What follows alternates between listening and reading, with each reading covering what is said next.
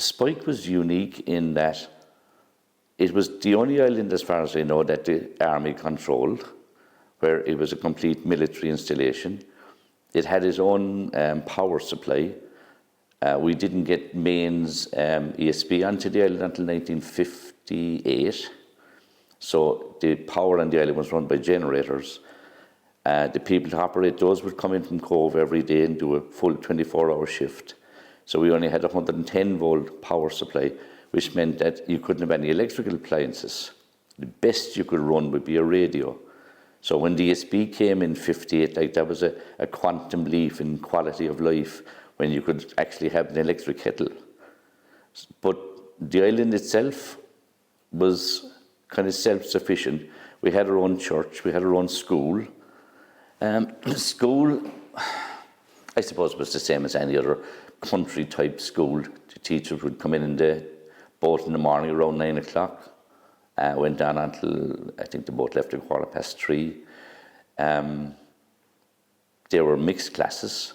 You had 3 teachers, so you had 3 stages in the school. It was a good place to go to school because you had a broad, I suppose, what would you call it, view of the country, because people that lived on the island came from the outer forts as they were closed down in, say, Donegal or Bear Island. These people transferred up to Spike to finish their time. So you had their view of what life was like in Donegal or what life was like down in Bear Island, all mixed up with our life. After school, the usual thing, people would gather together and you'd walk around the island if the tide was out, because you can walk right around it, just to see what was washed up at the time. Because, you know, in the 50s, ships weren't very reliable, so they would tend to sink or break down and there'd be stuff washed in and everybody would go to see what was there. But you had chores you had to do as well, even as kids. For example, to supplement the income of the house, you picked periwinkles.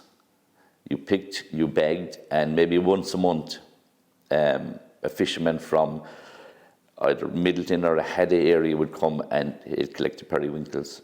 And if you can picture a big coal bag, you might get £1 for that. It doesn't sound a lot, but I think my father's wages at the time was around £5.13 in old money. So you're looking at a day's wages if you picked up a bag of periwinkles. And that was a very common thing that kids did. Everybody kind of did their own thing on the island because money wasn't great in the army, so people were allowed to take plots of land and cultivate and grow your own food, potatoes, vegetables and things like that. My parents kept hens, so we always had eggs. Eggs would be traded with other people that were into making jam or cooking soda bread and things like that. There was no money transferred between the families.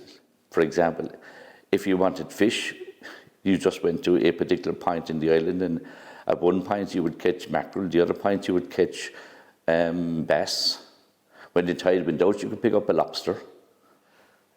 We lived in number 1, and then I said, well, most of my memories would be in number 3. It was a small bungalow, built, we think, about 1890. But the house itself had unique features in that it had a form of grate or range which we would have said was the forerunner of the egg cooker today. It had the firebox on the left-hand side. It actually had 2 ovens, and then you had the hot plate at the top. But at the back of the firebox, you had a tank of water. So when you lit the fire, you actually got hot water. That was run to 2 large pipes, which went right around the room, which was our kind of kitchen cum dining room. And then it went out to a large steel tank, which was raised up into the roof in the hall as you come in the back door. That, in fact, heated the house. So you actually had a form of central heating, which was installed in 1890. We also had a bathroom and indoor toilet. And funny enough, when we left Spike in 1959, we bought a house in Cobh. The house in Cobh didn't have a bathroom. It had a toilet out in the yard, which was a standard feature of houses in those days. Bad weather, yeah, that caused problems. Only insofar as if you had bad weather, you wouldn't have any school because the teacher couldn't come across in the boat. But outside of that, there was no real drawback living on the island.